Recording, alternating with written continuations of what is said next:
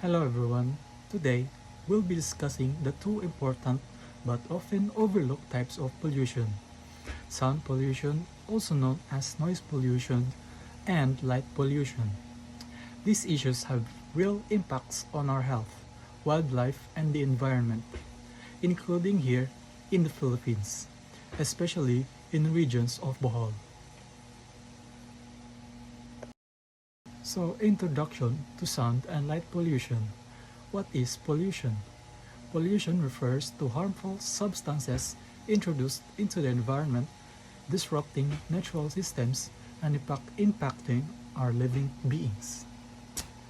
So the next one will be sound pollution or the noise pollution. Unwanted or harmful sound that disrupts the natural environment. Examples like traffic noise, construction, and loud music. So the next one is light pollution. Light pollution, excessive or misdirected artificial light in affecting night skies. Like examples here are the street lights, billboards, and city lights. What is sound pollution? So let's start with sound pollution. Sound pollution is any unwanted or harmful noise in our surroundings. In popular tourist areas of Bohol, like Panglao, we experience noise from vehicles, boats, and especially from nightlife in an entertainment venues. These sounds can affect not only residents but also in the wildlife that shares these spaces. Additionally, construction of new resorts in off or infrastructure projects can create constant noise, especially in growing areas like Tagbilaran. Even at home, things like karaoke parties, which are common in Filipino culture, can contribute to noise pollution when done at high volumes or late at night. So, these are the causes of sound pollution. The first one is the urbanization and traffic. Examples like cars, buses, trains, and planes. So the next one will be the industrial activities. Examples like factories and construction sites. So the third one will be the entertainment and social activities. Examples like loudspeakers, concerts, and events. So the last one will be the household sources. Examples like appliances, lawn mowers, and air conditioners. Causes of light pollution. First is outdoor lighting. It includes street lights, buildings, billboards, and stadiums. These lightings can contribute to light pollution because they emit excessive artificial lights that spill in the sky and the surrounding areas. Second is excessive use of decorative lights, especially during festivals. They use excessive decorative lights that can contribute to light pollution. And last is improperly installed lighting fixtures. Those are the lights that pointing upwards or sideways instead of downwards. Effects of sound pollution. First is the effects of in health impacts. It includes hearing loss, sleep disturbances, increased stress levels. It also includes high risk of heart diseases and hypertension. Next is the impacts on wildlife. It interferes with animal communication, migration, and feeding. It also disturbs breeding patterns, especially in birds and marine life. Last is economic and social cost. It reduces productivity and increase the healthcare costs due to the stress-related illnesses. So what is is light pollution. Now let's talk about light pollution. Light pollution happens when there is too much artificial light in the area, especially at night in Bohol. Areas like Tagbilaran City and popular tourist spots in Panglao are increasingly lit up at the night due to the growth of resorts, restaurants, and street lights. When there is too much light, it can affect our ability to see stars at night, which is particularly noticeable in the rural areas where natural darkness is part of the environment. So, these are the effects in light pollution. The first one will be the health impact. Disrupts human circadian rhythms, leading to sleep issues, increases the risk of obesity, depression, and certain cancers. So the next one will be the impact on wildlife. Disrupts nocturnal animals, affecting their feeding, breathing, and navigation. It interferes with migration patterns, especially for birds and turtles. So the third one will be the astronomical impact. It diminishes the visibility of stars and planets, affecting the stargazing and scientific research. How to measure sound and light pollution? The sound pollution. It is measured in decibels or dB. So the tools here are sound level meters and noise mapping software. The other one is the light pollution. It is measured by sky brightness and using units like candela. The tools used were sky quality meters, satellite images, and observatories. So measuring sound and light pollution. Here in Bohol, we can measure sound pollution in decibels. With louder sounds having a higher decibel levels, the Department of Environment and the Natural Resources, or the DENR, has guidelines for noise levels in the tourist areas to help manage high noise zones. Light pollution is measured by the sky brightness using devices like sky quality meters. Observatories in the Philippines rely on how light pollution to track the celestial objects, but urban glow from growing tourist areas can make it harder to observe stars, even in the places that were once naturally dark. Strategies to reduce sound pollution, urban planning and noise regulations, establish quiet zone and limit industrial areas near residential zones. Example is traffic management, reduce vehicle noise and emissions, fines, impose fines for exceeding noise limits, and noise awareness, raise awareness and educate the public on noise issues.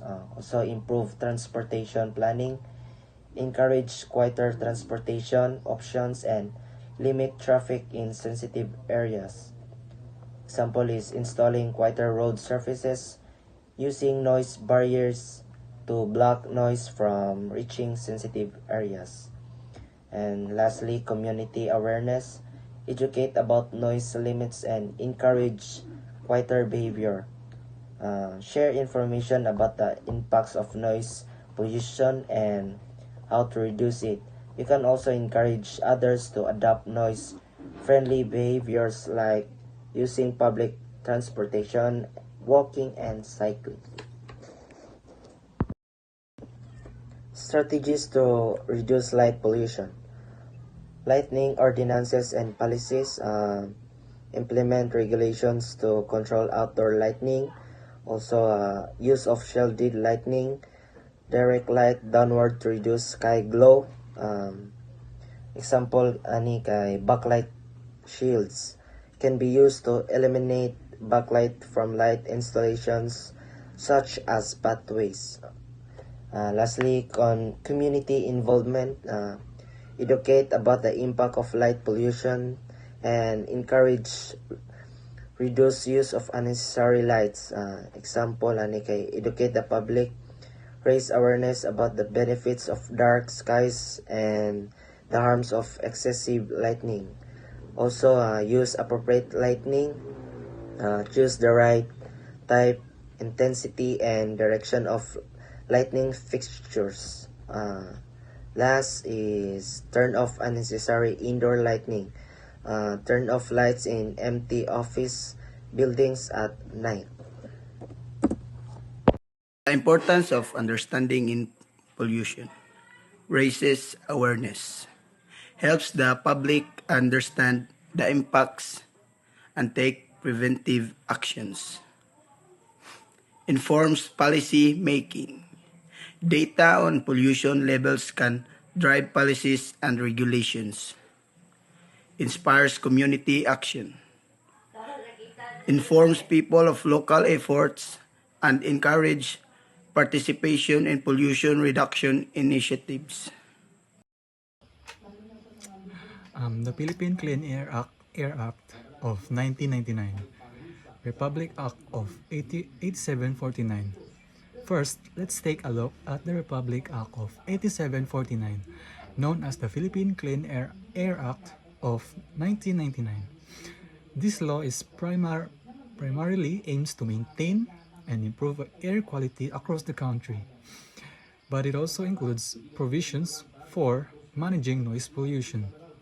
It recognizes that noise, especially in busy urban areas, can affect people's health and quality of life. Through this act, local government units or LGUs are given the authority to create specific noise regulations and penalties to help control and sound pollution within their areas. Next, we have the Local Government Code of Republic Act number 7160, which is further empowers LGUs to establish noise control measures. Under this code, LGUs can implement ordinances that set specific noise limits based on different zones, such as residential, commercial, and industrial. They can also establish time restrictions to reduce disturbances, especially at night, when are people resting. This means that noise levels deemed acceptable in a commercial area may be prohibited in residential neighborhoods, especially during certain hours. Role of the Environmental Management Bureau or EMB. The Environmental Management Bureau or EMB is a key agency responsible for enforcing these noise pollution regulations, operating under the Department of Environment and Natural Resources or DENR. The EMB conducts regular noise level assessments and ensures compliance with established noise standards. They play a central role in monitoring noise levels and addressing any violations of sound pollution regulations. Republic Act of 1903, Ecological Solid Waste Management Act of 2000. First, let's take a look at the Republic Act of 1903, known as the Ecological Solid Waste Management Act of 2000. Although primarily focused on waste management, this act encourages local government units or LGUs to adopt sustainable practices which can include measures to address light pollution. By promoting sustainable practices, the Act supports the reduction of all forms of pollution, including excessive artificial lighting to create more environmentally friendly communities. Many LGUs across the Philippines have also implemented their own ordinances to manage outdoor lighting in both commercial and residential areas. For example, these ordinances, when often encourage the use of dark sky compliant lighting. This means that lighting fixtures should be designed to minimize light pollution by focusing light where it is needed and reducing skyward glare. These local ordinances play a crucial role in ensuring that artificial lighting does not disrupt surrounding areas unnecessarily. So, Philippine national standards.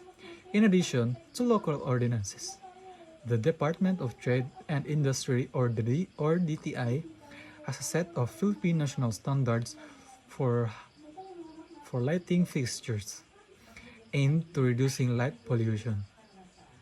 These standards encourages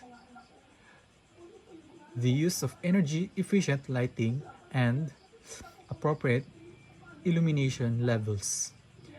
By following these standards, business and residents can help reduce their environmental impact and promote a healthier, darker night sky. Enforcement and community involvement beyond the regulations themselves, there are also efforts in enforcement and community involvement. Public awareness campaigns, the government agencies and NGOs educate communities about the effects of light pollution. These campaigns encourages people to take part of the reporting violations to adopt their better lighting practices themselves. Additionally, under the current laws, citizens have to right to report noise and light pollution to local authorities, helping enforce these regulations at the local level. Challenges in implementation and public compliance. However, these are the challenges in implementing light pollution regulations. One significant challenge is the consistent enforcement of laws across different LGUs. Resource for monitoring and enforcement can vary, leading to inconsistencies. Another challenge is public compliance.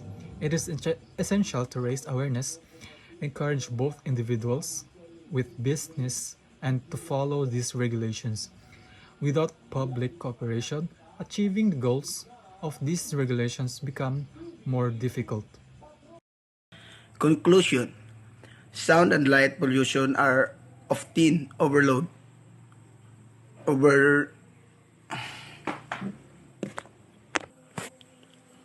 Conclusion: sound and light pollution are often overlooked but have significant impacts on human health, wildlife, and the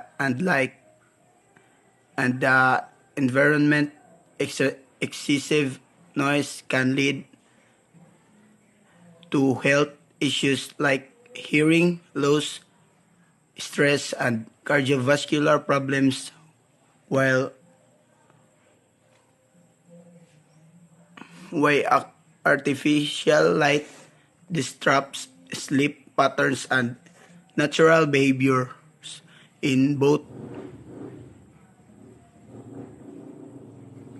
humans and animals. Together, these forms of pollution alter ecosystem, affect biodiversity, and reduce our quality of life.